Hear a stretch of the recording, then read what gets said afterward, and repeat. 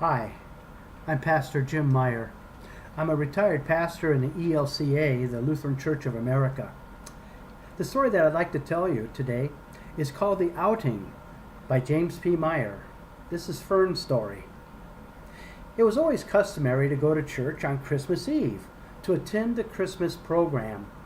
Many of the children were involved, and the program was a big event for parents and children alike.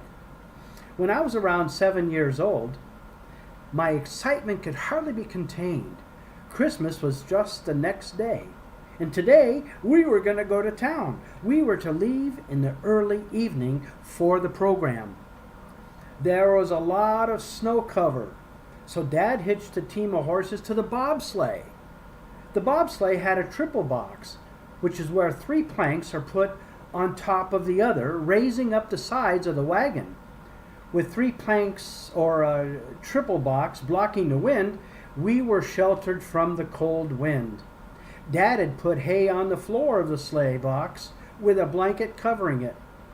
My mother, brothers, and I would sit on this and would cover up with horsehair blankets. Dad wore a big sheepskin coat with fur cap that had earmuffs, and he wore mitts. He would have to stand up and drive those horses. There were no roads, only cow paths, and some of those were undefined, so Dad had to watch closely while he stood and drove those horses. It took us about an hour to get to town, and when we arrived, the first place we went was to the livery stable. Dad would unhitch the horses and lead them to stalls where for a nominal fee they could eat hay. Dad covered them with blankets after rubbing them down some so that they would cool off slowly after such a long ride. Then it was off to church we'd go. The pageants were always interesting, even though every year it was quite the same. Of course, the people who came to town were always colorful. After the program, we would stay a while and socialize. The parents would talk, and we kids would exchange presents and play. As it got later in the evening, we would soon have to start for home. Because the sun went down, it became increasingly colder, and we had to hurry to the livery stable and there stamp our feet to keep warm as Dad hitched up the horses. The blanket over the hay was terribly cold when we first sat on it, so we tried to snuggle real deep and get close to one another.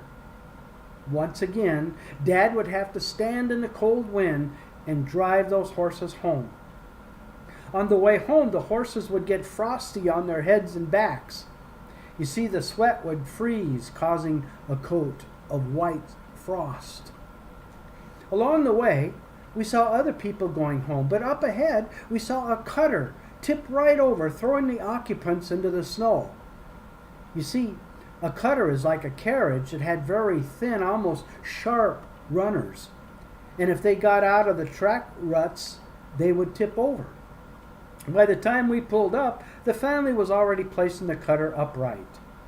When they waved us on, Dad once again concentrated on the drive home. We had thicker runners on the bobsleigh, but you could never know if we might tip too. Once home, Mom and we kids scurried into the house out of the cold. Dad had to get a lantern lit and take it to the barn so he could see. He unhitched the horses and led them to their stalls. There he'd put blankets on them for slow cooling and made sure there was plenty of hay to eat.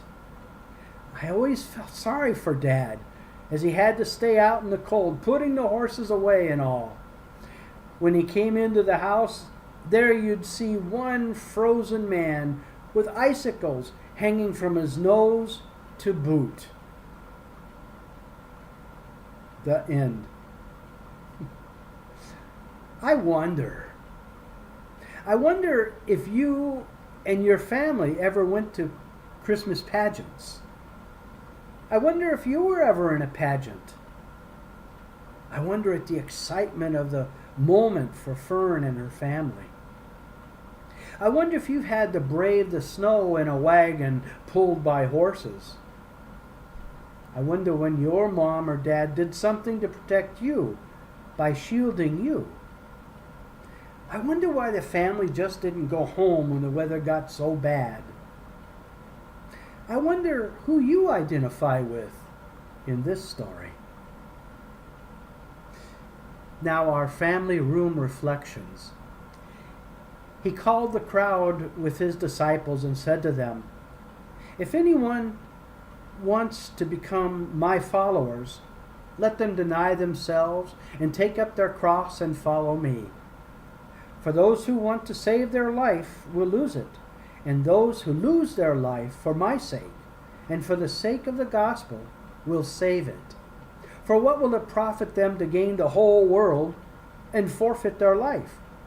Indeed, what can they give in return for their life?